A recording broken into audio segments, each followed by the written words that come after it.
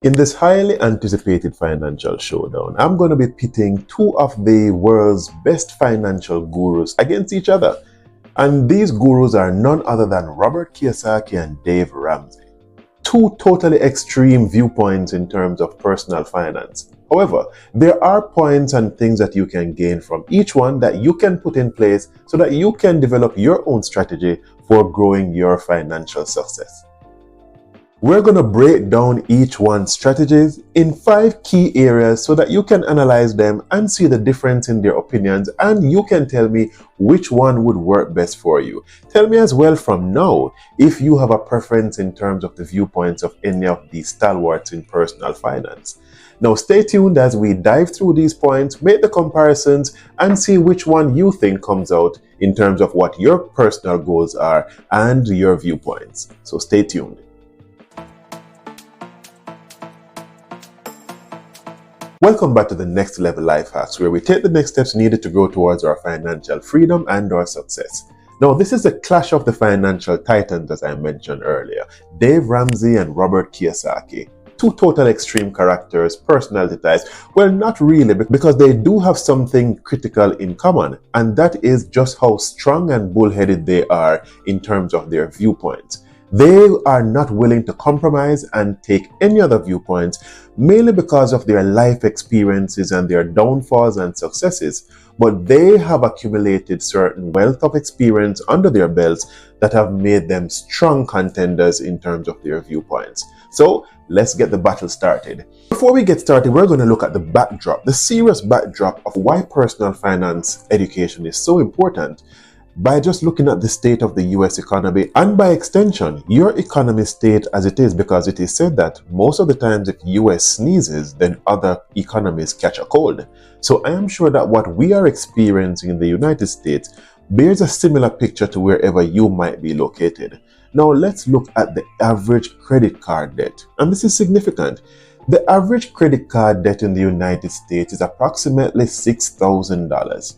or about 10% higher than the year before. This is significant. Now, yes, it might be attributed to inflation, but even if it is attributed to inflation, it just speaks to the rate of the inflation growth and that we are heading in the wrong direction. Now, by extrapolation and extension, this means that 50 billion with a B worth of debt is added to the economy every quarter. And it therefore by extension means that every year $1.1 trillion is accumulated in credit card debt. This is significant. This sends a message that personal finance is not being managed properly by the population, and therefore something needs to be done. And that is why they are so strong in their viewpoints, because they have realized that there is something seriously wrong in the economy and we are heading towards a cliff. Next thing that we look at is the young persons who are entering economy and entering society. They are starting out at a deficit because they are starting out with a student loan debt. And the average student loan is approximately $30,000. That's a significant amount to start off life with. I mean, you don't even have a job. You do not have an income as yet, but yet you have racked up $30,000 in debt.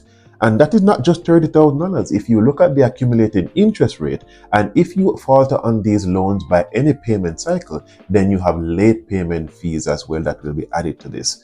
So you are having a snowball effect in the wrong way because you are accumulating debt. Then say, for example, you leave school and then you need to have a car, or you're taking on rental expenses because you moved out from home. Then therefore your debt keeps on accumulating and sending you spiraling to a deficit. Another critical statistics, because I'm really painting the picture as to why we need to take one of these viewpoints seriously. Decide which one you are agreeing with or disagreeing with, but you need a personal financial plan.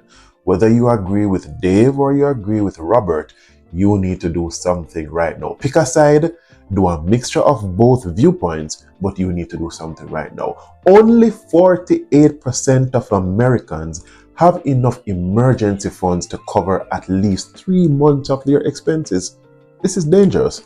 If we head into a situation where we should lose our income, lose our job, have a medical emergency, unexpected expenses, then only 48% could manage for 3 months. This is not good. So therefore, based on this backdrop, it paints a picture and highlights and emphasizes the point that we need a personal financial strategy and plan, and therefore who else to look to than these two titans, though extremely different in terms of their viewpoints, but at least we need to find a way to merge them, pick a side, but we need a plan. Now, the first comparison that we're going to be looking at is how they view debt.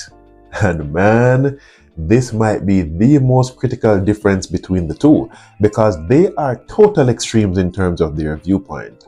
Robert Kiyosaki believes that you should accumulate debt, good debt that is, and you should always be using what is known as OPM, other people's money. He does not believe in using his own funds to finance any business venture that he might be entering into, while Dave is the extreme opposite. He is totally against using debt for any sort of investment. He is completely against debt entirely. Now, Dave's strong point of view is from the backdrop that he went through bankruptcy in the past because all of his loans were pulled on or called in at the same time, which sent him spiraling into bankruptcy. Therefore, he made a decision that he would never again go the route of using debt for any investment or debt any at all, whether it be short-term or long-term. He does not even believe that you should have a credit card. If you want to get him upset, tell him about benefits of having a credit card, even the reward and point system that you will get free money. He is totally against it. However, if it is that you see the value in using other people's money to invest in a venture that is going to give you a higher return than what the loan interest rate or cost is, then you will end up with a positive cash flow. Then you can go with Robert's point of view. If, however, you want to take those baby steps towards financial success by eliminating all your debt so you can have a peace of mind so that if anything should go wrong in the economy or your personal life, you have no debts that you should worry about, then Dave's strategy is the one that you should be going towards. I am in the phase right now where in terms of my personal finances, I am clearing all debts and I am using the snowball effect so that I can clear my debts and I can get to a point of peace of mind while I have my finances in place. However, I do agree that if I'm going to be taking on large financial investments, like purchasing certain properties that can be of a certain value, then I am going to be using other people's money. As long as the cost of that loan is less than the interest or the profit that I'm going to be getting on that venture, then by all means, I'm going to be going that route.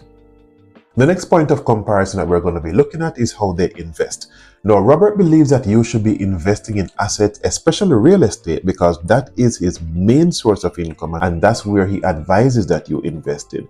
Because of the tax benefits and just the sheer profitability of the area and how safe and secure it is in terms of the expectations, that is where Robert believes in. And he believes that this should be the source of your passive income. While Dave has a more conservative approach in terms of his baby steps that you should be going towards your index funds like the S&P 500 and your ETFs, and that is where he believes that you should grow your wealth from.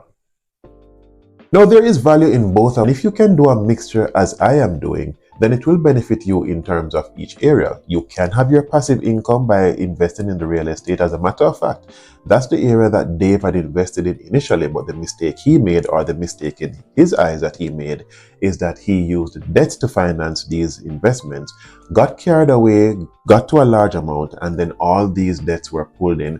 I think what happened is that they changed managers of the financial institution. He came in, saw the portfolio being managed by this young Dave Ramsey, and said, no, we are starting to pull in these loans because it is high risk, and that sent him spiraling. Now, the next point of comparison is education, and both of them strongly believe in being educated in terms of personal finance, debt management, and investment. However, Robert strongly believes that the school system that our children are currently involved in does not teach them properly the value of money and how to invest. The same thing as Dave as well. He believes that the schooling system is not geared towards developing entrepreneurs or a capitalist system. So therefore, they at least agree in that area that the financial education is important. But I think Dave tends to believe more in terms of practical steps. He gives you the 7 baby steps that you should be taking. And he strongly believes that once you follow these steps, then of course you will make it to financial freedom. So kudos to both of them in recognizing the value of financial education. Now let's look at risk tolerance as advocated by both of them. Now, you should know, as I mentioned before, that Dave is the least risk tolerant because he believes in taking cautious, pre-planned steps towards your financial growth, and he strongly believes that if you take these baby steps in specific order, then you will make it towards your financial success without taking too many risks and going overboard. While Robert believes in more taking risks, especially in investments and in real estate, because without taking those risks, then he does not believe that you will make it to success. And as I mentioned before, he strongly believes in the real estate industry that you should develop a risk tolerance in this area. And it is mainly because of his success that he has gained. Currently, Robert has over 10,000 properties, and he always does a mixture of flipping or keeping and renting, but that is his area of expertise. And if you know about real estate, especially in the US market, it is an area that comes with some amount of risk. So I would say then that Robert has a higher risk appetite than Dave in terms of how they do their investments. The next takeaway from these two titans is in terms of their lifestyle. Now, while Robert is not an advocate for excessive spending, he believes it is important to enjoy life and live life at a certain level and quality. However, Dave, on the other hand, is much more conservative in his spending and think that person should think twice and not go overboard in spending on certain areas. So whereby Robert strongly believes in purchasing, for example, a high-end vehicle, a luxury vehicle, Dave more thinks that you should take it slow, start at a minimal cash vehicle that you should be purchasing, something that is more affordable, and he strongly believes in frugality until you earn a certain level. Robert, however, while he is not an advocate for excessive spending, he teaches you, and that is something that I learned from the Rich Dad Poor Dad, is that if it is that you see something that you would like to have, no matter if it is luxury or if it is at a certain level, then what you should do is to develop the cash flow that you can finance that expense. However, Dave, on the other hand, believes that, hey, especially for those 2 to 3 years that you're going to be getting yourself debt-free, nothing else should matter in terms of excessive spending. You should be trimming all the fat, gazelle-like focus, as he likes to say, and you should get the job done in terms of getting yourself completely debt-free. Two different viewpoints, but if it is that you can, at different stages of your life, implement either one of the strategies, it can work for you. Because at certain stages, you should enjoy, once you have the funds though, then you should enjoy life with certain expenses and certain accumulations. But if you are at a phase that you are hunting, gathering, and you're trimming all the fat, then Dave's strategy is the best one for you. Now, in conclusion, while both Dave and Robert, they have valuable key points and they show you how to manage your personal finances, their viewpoints are completely different, and you should not tie yourself into saying you will only do one strategy or the other, or pit yourself one against the other. You should critically analyze their viewpoints, mix and match as you see fit, but what is more importantly is that just as how they have developed a strategy and plan for themselves, you should be developing a strategy and a plan that deals with your background and is in line with the focus and the goals that you want to attain in life. Because at the end of the day, if you fail to plan, then you inevitably plan to fail. Now, as usual, my friends, if it is that you have found anything valuable from this content, please like, comment, and share this content with anyone else that you think this information might be valuable to. As well as, please put in the comment section below which points you think gathered from either Dave or from Robert has worked the best in your life and has given you financial success. Now, thank you for watching and see you in the next video.